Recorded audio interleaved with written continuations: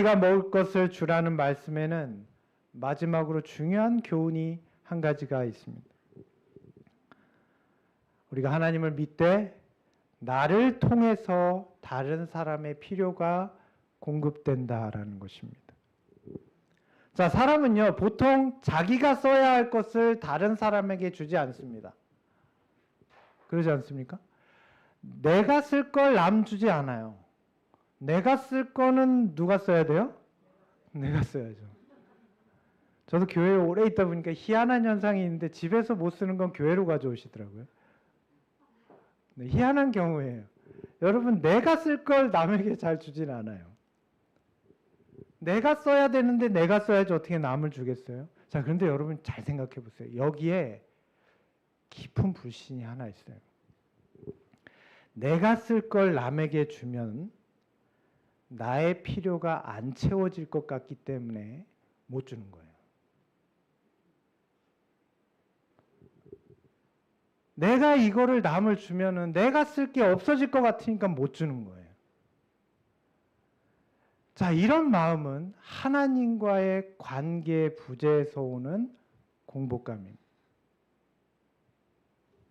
내 것을 남에게 줘도 나의 필요는 채워질 것이라는 믿음이 있다면 남에게 나눠주지 못할 이유가 없겠죠.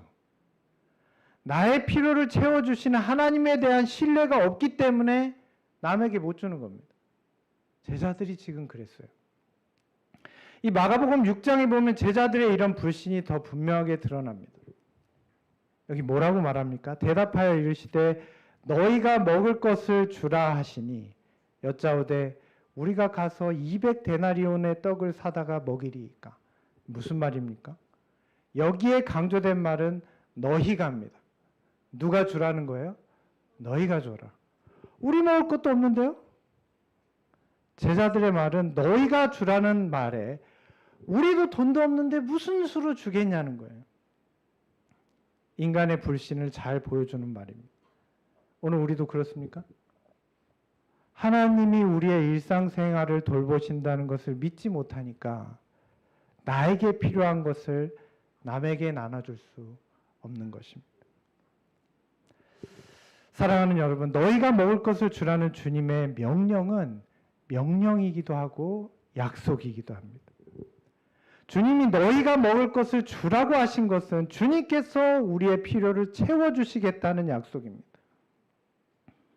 주님이 능력이 부족해서 못 믿는 것이 아니라 그분에 대한 우리의 믿음이 부족한 것입니다.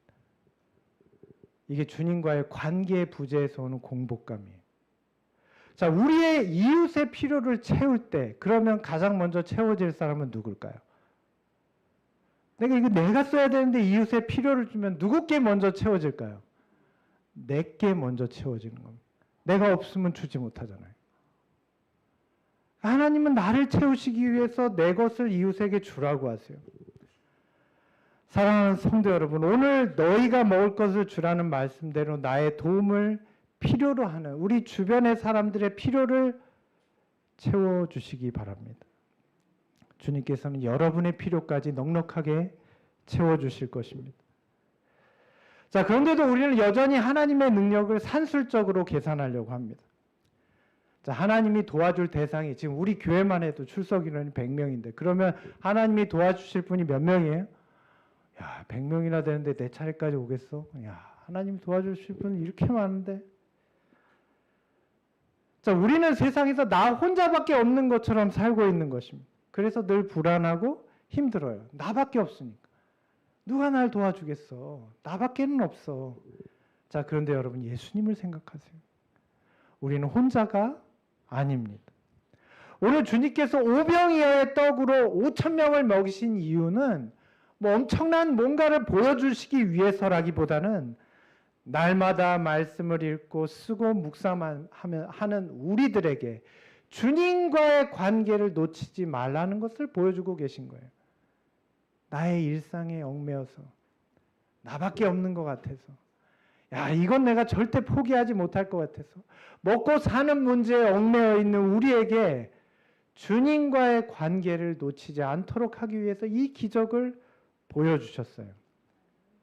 날마다 하늘의 은혜로 충만하도록 보여주시는 것입니다. 다른 사람에게 나눠주어야 합니다. 하나님의 은혜가 결코 모자라지 않기 때문입니다. 충분히 그렇게 할 수 있도록 우리를 인도하신다는 거예요. 오늘 이 말씀을 기억하게 되시길 바랍니다. 우리 함께 읽을까요? 시작. 그리스도는 위대한 중심이요 모든 능력의 근원이시다. 우리가 매일 묵상하고 깨달은 말씀은요, 인생의 절망과 슬픔 가운데 있는 사람에게도 하나님의 은혜가 주어진다는 것을 알려줍니다. 은혜는요, 전해주지 않으면 나에게 오지 않습니다. 전해줄 때 나에게 다시 옵니다. 생명의 연속성이에요. 우리가 복음을 전하다 보면 그럴 때가 있어요. 하나님의 말씀을 전해주고 우리의 신앙에 대해서 간증하고 하다 보면 소용없이 느껴질 때가 있어요. 야, 내가 저 사람 위해서 기도하는 게 이게 뭔 소용이 있나? 저 사람 어차피 알아듣지도 못하는데 내가 기도하는지도 몰라. 그렇다고 내가 뭐 그 사람한테 맨날 가가지고 나 기도하고 있어요? 이렇게 얘기할 수도 없잖아요. 내가 이렇게 힘들게 반찬을 해줘봐야 무슨 소용이 있나 생각이 드십니까? 그럴 수 있죠. 나만 저 사람한테 계속 전화 걸어봐야 무슨 소용이 있나 이런 생각이 드실 수 있죠. 여러분, 예수님이 위대한 중심이십니다. 주님이 능력의 근원이세요. 우리가 그 순간 기억해야 될 게 있어요. 내가 지금 누군가에게 도움을 주고 있다면 그 내 능력이 아니에요. 중심이 누구라고요? 예수님으로부터 온 거예요. 그분의 능력으로 하는 거예요. 내가 한 게 아니에요.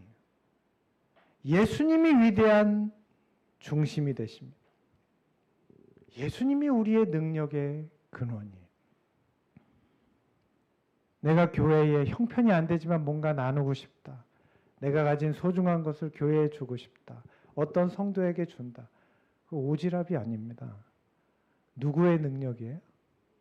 아, 예수님의 능력이에요. 그러니까 하는 거예요. 이거 나한테 있어야 되지만 저 사람한테 주면 더 좋을 것 같다. 주님의 능력입니다. 그러나 우리는 인간이기 때문에 믿음이 때때로 연약해집니다. 주님의 능력을 믿기보다는 늘 걱정이 앞서요. 내가 이거 주고도 나 괜찮을까? 뭐 이런 생각이 먼저 드는 거예요. 예수님은 이런 우리의 마음을 아실까요? 야, 넌 진짜 믿음도 없다. 넌 진짜 양심이 좀 다른 사람보다 별론 것 같아. 주님 그러실까요? 우리의 연약한 마음을 누구보다 잘 아시죠. 왜냐하면 주님은 나의 일상생활에 관심이 있는 분이에요. 나의 이런 일상적인 마음에 깊은 관심을 가지신 분이에요. 내 마음을 주님께서 아실까요? 믿으시길 바랍니다. 오늘 이 얘기를 드려야 될까 말아야 될까 좀 고민했는데 이 얘기는 저작권이 있습니다. 특별히 양해를 구하고 사용해야 될 것 같습니다. 미리 말씀을 못 드렸는데 허락은 나중에 받아야 되겠습니다. 여러분, 덤불에서 바늘 찾기라는 말 들어보셨습니까? 덤불에서 바늘을 어떻게 찾아요? 이런 풀밭에서 뭘 찾으려면 힘들지 않겠어요? 네, 정말 찾기 어렵죠. 이렇게 크로바가 많아요.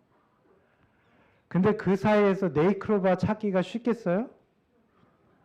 여러분 표정을 보니까 쉽겠다는 표정인데 해보시길 바랍니다. 어려워요. 자, 그런데 우리한테 어렵다고 하나님께도 어려울까요?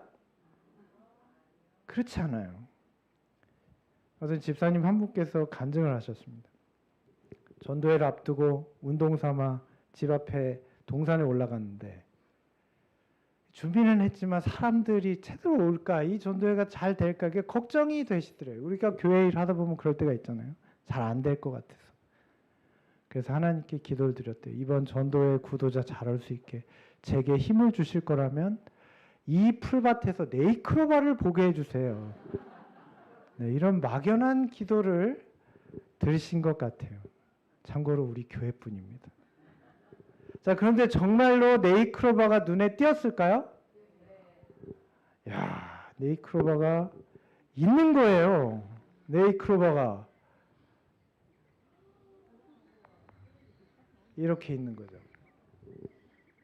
너무나 놀랍고 의심이 들어서 하나님께 기도를 드렸대요.